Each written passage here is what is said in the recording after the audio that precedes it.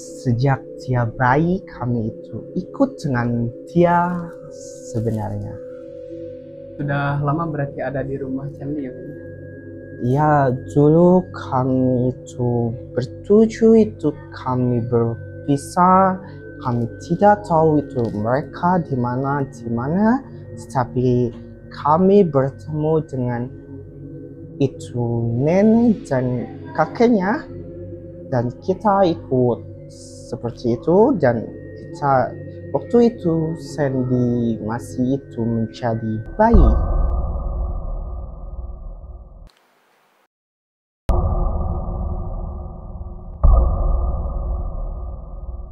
Assalamualaikum warahmatullahi wabarakatuh. Sampurasun. Pemirsa Partipi, kembali lagi di podcast Aheng bersama saya Prahyardan. Di sini kita kedatangan narasumber merupakan mahasiswa dan dia berasal di Subang. Sampurasun Kang Candi. Sampurasun, Kang Prahyardan. Sehat Kang? Alhamdulillah sehat, alhamdulillah sehat. Alhamdulillah. Kira-kira Kang Candi itu memang asli Subang atau sebelumnya pernah tinggal di Sumedang? Izin menjawab, Kang Prahyardan. Saya lahir di Subang, Ya. cuman ada turunan dari Sumedang. Tapi untuk sekarang mungkin bisa kebilang masih merantau ya, ke Sumedang merantau. Kuliah mungkin ya? Iya, kuliah. Oke. Kira-kira ada cerita apa nih Kang yang akan disampaikan? Mungkin saya akan bagi cerita ke teman-teman, yaitu tentang bagaimana persahabatan saya sendiri dengan hantu. Oh, Kang Candi bersahabat dengan bangsa jin mungkin ya, bisa dibilang Ya, demikian. bisa dibilang seperti itu kali ya. Sejak usia berapa Kang itu berteman dengan hantu? Oh, bisa dibilang saya itu berteman pada umur berapa ya? Usia TK lah, usia TK. Usia TK berarti kisaran 5 tahunan. Nah, mungkin iya ya. mungkin ya seperti itu. Kira-kira berapa orang nih teman Kang Candi? Nah, teman saya ini ada 7 orang. Mereka blasteran Belanda sama Indonesia, karena mereka tuh lahir antara ibunya Indonesia atau ayahnya yang Belanda, atau ibunya Belanda, ya ayahnya Indonesia. Nah, 7 orang ini mereka punya kepribadian masing-masing nih. Ada yang pendiam, pemarah, ya layaknya manusia saja, biasa gitu. Seperti itu. Kebiasaan mereka itu sama nggak sih kayak kebiasaan manusia pada umumnya, atau malah memiliki kebiasaan yang berbeda gitu? Kebiasaan ya, menurut aku sih kebiasaan mereka tuh ya normal seperti manusia biasa, karena mereka selalu bermain, tanda tawa. Mereka itu selalu mengingatkan saya kepada anak-anak, karena dulu ketika saya umur ya TK itu, saya tuh nggak punya teman, Ya, Karena kenapa nggak punya teman? Karena ya mereka. nggak punya teman itu karena ada mereka yang menjadi teman Kang Candi, atau Kang Candi yang kurang bergaul dengan anak-anak lain mungkin? Karena ada mereka. Karena ada Nah, mereka. dulu aku beranggapan bahwa mereka itu adalah manusia gitu. Oh, karena masih anak kecil ya, jadi Iya. beranggapan bahwa mereka itu manusia seperti kita. Iya, malahan aku selalu bermain sampai ya sore gitu ya, sampai mau Di luar rumah itu Kang? di rumah. Di rumah. Karena mereka selalu bilang, kami bermain di rumah kamu saja ya, karena rumah kami sedang banyak orang, seperti itu. Nggak takut gitu Kang? Kalau bicara takut sih ya, sebenarnya enggak takut teman-teman. Karena kenapa? Karena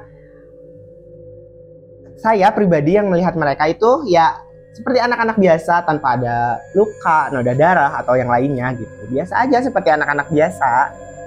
Berarti karena wujudnya mungkin seperti manusia pada Nah, umumnya, iya. sehingga Kang Candi beranggapan bahwa mereka itu ya seperti Ya, manusia. seperti manusia. Ya, mungkin namanya juga anak kecil ya Ya, Kang. Gitu. malahan dulu ketika saya berumur 7 tahun, saya pernah disuruh mereka untuk bunuh diri lah. Jadi mereka itu menyuruh Kang Cendi untuk bunuh diri. Iya, benar sekali. Alasannya apa tuh kira-kira? Nah, jadi gini ya. Aku cerita sedikit ya. Boleh. Jadi gini nih teman-teman. Dulu tuh ketika aku berumur 7 tahun, mereka selalu bilang jadi dewasa itu tidak enak. Jadi dewasa itu tidak enak. Karena dewasa itu banyak sekali pikiran. Kayak kulit pun jadi kendor ya kalau ini mah ya. Terus tua. Terus nanti pun kamu tidak asik untuk diajak bermain. Nah, alasannya itu ya. Ya. Terus mereka selalu bilang, ayo akhiri hidup saja bersama kamu. Ketika kamu meninggal, kami akan langsung ajak kamu bermain. Itu alasan mereka mengajak Kang Cendi bunuh diri karena supaya Kang Cendi bisa berteman terus-terusan bersama mereka gitu ya? Iya, karena mereka beranggapan bahwa dewasa itu tidak mengenakan, tidak seru, monoton lah kalau bahasa sekarang ya, monoton, nggak ada upgrade kehidupannya gitu. Tapi mereka menyuruh bunuh dirinya itu seperti apa Kang Cendi? Apakah misalnya bunuh diri kayak minum racun misalnya, atau lompat dari gedung misalnya mungkin ya? Ya betul sekali ya. Ya benar, aku pernah loncat dari lantai 2. Loncat nyata gitu? Nyata loncat. Mereka bilang di bawah, kamu loncat aja, kami akan tangkap kamu di bawah ini. Loncat itu inget-inget udah di rumah sakit. Terus aku pernah mereka bilang, kamu tidak mati setelah loncat di lantai 2. Kenapa ya kamu tidak mati? Terus mereka, coba kamu loncat ke meja kaca. Aku loncat dan sampai sekarang nih, ini masih ada bekasnya. Ini masih ada bekasnya. Brandingnya teman-teman. Teman-teman, ini bekasnya masih ada. Ini dulu 27 jahitan. Ini 27 dulu jahitan. Sekarang udah mengecil ya. Tapi masih ada bekasnya. Itu sampai kacanya ya. Nusuk ke sini. Nusuk. Dan itu ya. Saya ingat kayak nangisnya inget gitu. Tapi mereka mungkin dari balik saya sedih, mereka malah marah. Kenapa kamu tidak mati? Seperti itu. Kenapa kamu tidak mati? Tapi ini Kang, apakah alasan Kang Cendi bunuh diri itu karena ingin berteman dengan mereka, atau karena gak punya teman selain mereka gitu kan? Mungkin. Aku ingin berteman sama mereka karena teman-teman aku itu nggak hanya mereka dulu. Ketika aku udah umur 7 tahun ke atas, aku punya temen tuh ada 4 orang. Iya, anak-anak ya samalah seusia aku juga. Tapi mereka tuh beranggapan, kamu jangan bermain sama dia tidak baik untuk kamu. Seperti itu. Jadi karena ada dorongan dari mereka seperti itu, jadi apa ya, kayak ngejauh gini kan dari teman yang keempat ini teh gitu. Jadi intensinya sama mereka selalu di kamar. Tapi mungkin itu bisa dikatakan sebagai tipu daya supaya mereka bisa terus-terusan berteman dengan Kang Cendi ya. Mungkin juga ya, nggak tahu sih. Tapi ya itu mungkin fungsinya kita bergaul, bersosialisasi. Kemudian yang paling penting adalah iman mungkin ya Kang Cendi. Mungkin. Nah kemudian pada saat itu orang tua Kang Cendi bertanya enggak apa yang dilakukan Kang Cendi sehingga mendapatkan luka demikian? Kebetulan aku dari kecil tinggal sama nenek sama kakek karena orang tua aku kerja di Bandung, dan aku besar sama nenek kakek. Mereka selalu bilang, apa yang Aa lihat, kan aku dipanggil Ayah kebetulan ya di rumah Cendi ya. Ya, mereka selalu bilang, apa yang Aa lihat itu tolong jangan digubris. Tapi karena mungkin masih anak-anak ya, melihat mereka tuh seperti seru, mereka selalu bermain, selalu ya ketawa-ketawa gitu. Kalau boleh tahu nih Kang ya, teman-teman Akang itu tadi kan berjumlah 7 orang ya. Nah dari mereka ini jenis kelaminnya gimana? 2 perempuan dan 5 laki-laki. Oh, berarti kebanyakan laki-laki. Iya, laki-laki. yang menyuruh Kang Cendi untuk bunuh diri itu semuanya? Semuanya. Semuanya. Karena mereka beranggapan buat apa dewasa? Pada akhirnya kamu akan mati juga. Oke. Tapi dari ketujuh teman Kang Cendi itu, ada nggak yang paling mungkin berpikirnya itu agak jauh lebih positif mungkin? Oh ada. Boleh sebut nama nggak sih? Boleh. Memang kata teman Kang Cendi. Boleh. Dia boleh.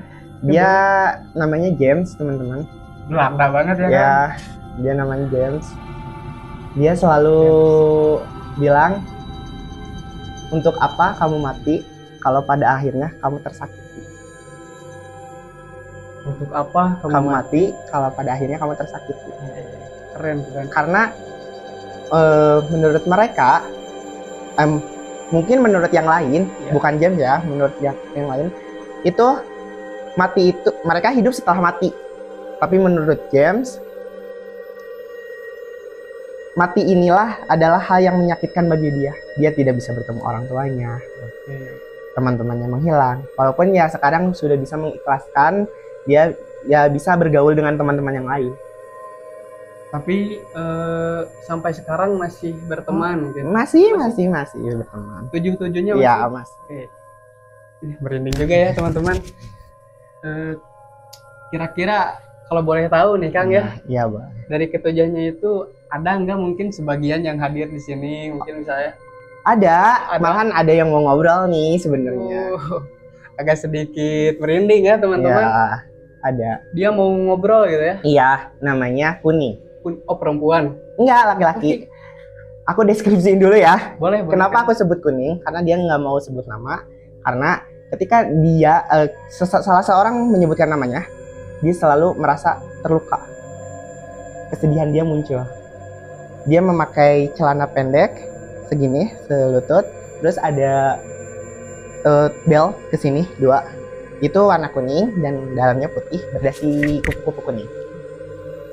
Style Belanda ya, dan pakai sepatu boot. Oke. Dia anaknya paling ceria sih dari antara ketujuh ini. Berarti mereka itu memiliki latar belakang yang berbeda. Ya? Sangat-sangat menyakitkan. Iya, ada dari mereka yang gimana ya, bisa dibilang mereka tuh menunggu janji-janji dari orang tuanya gitu. Karena kenapa? Mereka pernah bilang ke aku kan pernah nanya ini, kalau kalian pulang, kapan pulangnya? Kami menunggu orang tua kami menunggu sesuatu yang emang dulu dijanjikan gitu. Itu sih yang sebenarnya yang membuat mereka tertahan ya, mungkin tertahan di alam seperti itu. Nah, tadi Kang Cendi menyampaikan katanya temannya ada yang ngobrol gitu. Iya, boleh. Itu maksudnya ngobrol masuk ke Kang Cendi gitu. Iya. Kebetulan aku juga ya alhamdulillah ya Kang bisa mediasi. Jadi ketika mungkin ada satu makhluk atau makhluk yang lainnya yang ingin berinteraksi dengan seseorang, ya bisalah gitu ya intinya. Tapi ya seperti itulah gitu. Ini cukup merinding juga ya teman-teman. Kalau boleh nih Kang ya, boleh nggak ngobrol sama teman Kang Cendi? Oh boleh. Aku undang ya teman-teman.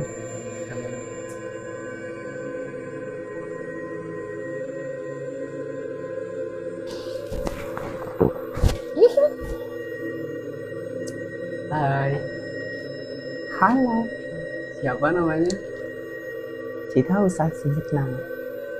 Oke. Saya panggil Sela boleh? Tidak. Kuning saja panggilnya. Kuning saja? Ya. Kuning udah lama berteman sama Kang Cendi? Sejak dia bayi kami itu ikut dengan dia sebenarnya. Sudah lama berarti ada di rumah Cendi ya? Ya, dulu kami itu bertujuh itu kami berpisah. Kami tidak tahu itu mereka di mana, tetapi kami bertemu dengan itu nenek dan kakeknya, dan kita ikut seperti itu. Dan kita waktu itu Sandy masih itu menjadi bayi. jadi kita ikut bermain. Kuning seneng ya main sama Candi mungkin ya. Ya dulu senang, tapi sekarang tidak. Dia sudah banyak bicara, tidak seru untuk diajak bermain. Tapi kan seneng bisa ngobrol sama Candi mungkin. Ya, dia sekarang seperti orang tua kami, selalu berisik itu. Terus Kuning mainnya gimana sekarang? Teman-teman saya ada di situ, sedang bermain. Dan tadi saya sedang bermain juga di situ. Tapi teman-teman saya tidak berani untuk ini berbicara. Kenapa? Mereka penakut. Kenapa harus takut? Kan kita hidup berdampingan juga, Kuning. Tidak tahu, tanya saja mereka. Kuning mau cerita nggak tentang kisah semasa hidup Kuning mungkin? Tidak mau, tidak suka sedih-sedih, tidak. Tapi itu dulu kami hidup sebagai di Bandung. Iya, itu kami tinggal di situ, udaranya sangat sejuk, seru, banyak pohon juga. Tapi kami tidak suka untuk bermain di luar karena mau hujan. Jadi itu selalu Marah. Jadi kalian sangat dikekang sama orang tuanya mungkin. ya, karena dulu pribumi itu tidak suka dengan kami. Kami dulu memperkerjakan Ujang dengan Nyai itu, yang orang-orang yang suka dengan kami dan dekat dengan kami. Ujang dan Nyai itu siapa Kuning? Kalau sekarang itu bisa dibilang pembantu. Ada pesan nggak nih buat teman-teman atau mungkin untuk saya dari Kuning? Tidak ada milk. Tidak ada milk. Ya, saya suka milk. Warungnya sedang tutup Kuning, jadi belum ada. Mohon maaf ya. Nanti kalau undang-undang seperti ini, bawa saya milk. Ya siap Ya. maaf. Tidak apa-apa. Tidak ada pesan juga, tidak. Baik. Terima kasih ya Kuning sudah mau hadir. Tidak apa-apa, tidak. Bye-bye semua. Dah Kuning. Dah.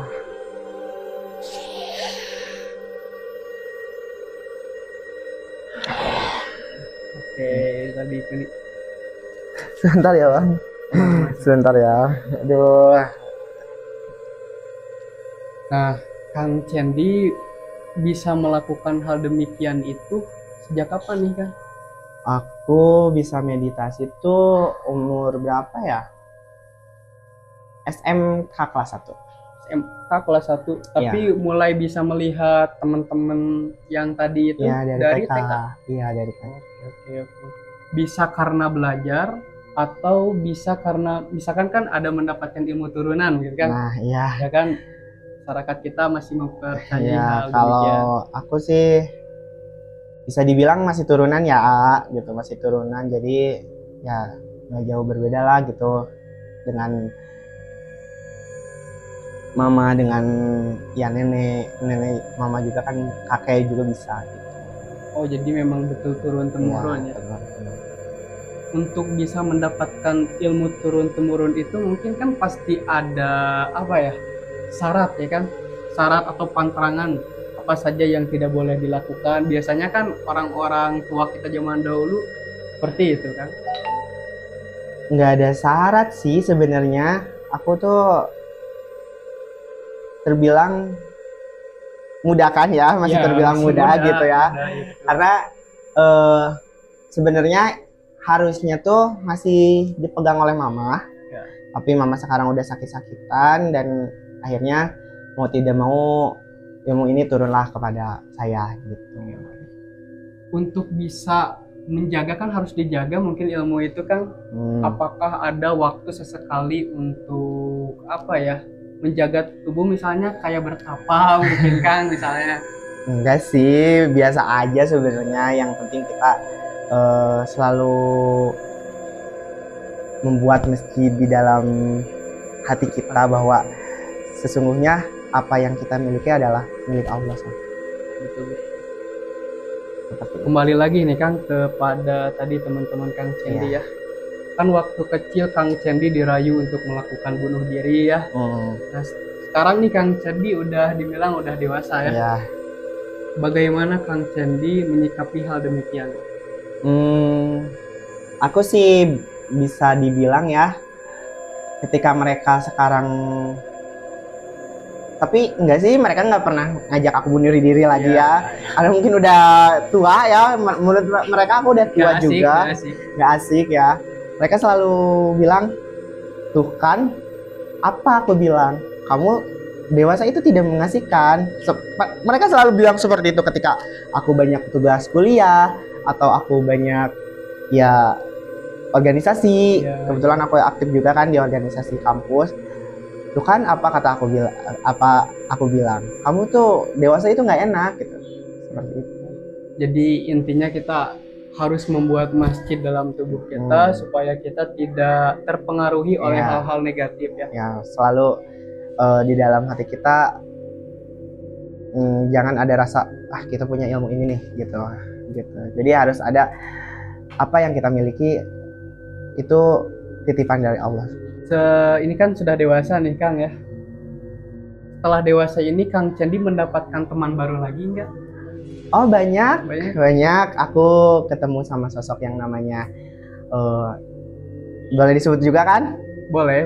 Namanya Ningsi Pusmaningrum. Dia adalah sosok wanita yang tidak bisa berjalan. Terus aku ketemu namanya Romlah. Dia adalah hantu yang sudah suka meludah. Terus aku ketemu juga namanya aku lupa namanya apa, tapi dia bentuknya seperti menyerupai kuda ya. Tapi apa ya, gabungan antara manusia dan tidak enggak kuda tapi bisa bicara, kuda bentuknya gitu. Terus ya banyak lah gitu ya, tapi yang paling intens sekarang selalu ketemu gitu ya, atau misalkan ada apa-apa mereka bilang ke saya itu Romla dan Ningsi, Ningrum. Kalau aku panggilnya Ningrum. Ningrum ini selalu apa-apa bilang ke aku kayak aku sekarang udah bisa jalan, aku sekarang udah cantik lagi gitu. Pada awalnya dia nggak bisa jalan, nggak bisa jalan. Itu Kang Cendi bertemunya sama di rumah kayak teman-teman yang tujuh tadi atau di tempat perkuliahan Kang Cendi mungkin? Kalau di tempat perkuliahan aku ada lah ya, tapi aku nggak bisa disebutin karena mereka nggak mau disebutin. Terus kalau yang ini masih di yang dua ini aku ketemunya di rumah gitu, di daerah rumah gitu, lingkungan rumah. Tapi yang tadi menarik itu hantu yang suka meludah kan. Nah dia meludah itu karena keterbiasaan atau misal melihat orang yang sifatnya kurang baik dia meludahi dia. Dia selalu ke orang yang nggak percaya hantu, dia selalu cuih gitu. Dan efek dari ludahan dia tuh selalu gatal sekali, seperti ya apa ya gatal sampai gatal sampai ada apa bekasnya lah gitu. Tapi itu bisa sembuh sendirinya. Kalau misalkan orang itu menarik ucapannya lagi ya insya Allah bisa gitu. Kalau kata pepatah Sunda mungkinnya jangan sompral teman-teman. Nah seperti gitu itu kan? Ya, jadi dimanapun kita berada, perilaku jeung lampah teh kudu dijaga. Ya, benar. Jadi intinya kita selaku manusia harus bisa menjaga tutur perilaku, ya kan? seperti itu. Dimanapun kita berada, karena meskipun mereka tidak terlihat, tapi kita hidup berdampingan. Nah, ya seperti kan? itu ya. Ya. Ketujuhnya tadi karena hantu mungkin dia nggak bisa dewasa ya kan teman-teman yang tadi? Nggak bisa. Nggak bisa. Mereka stuck di umur segitu.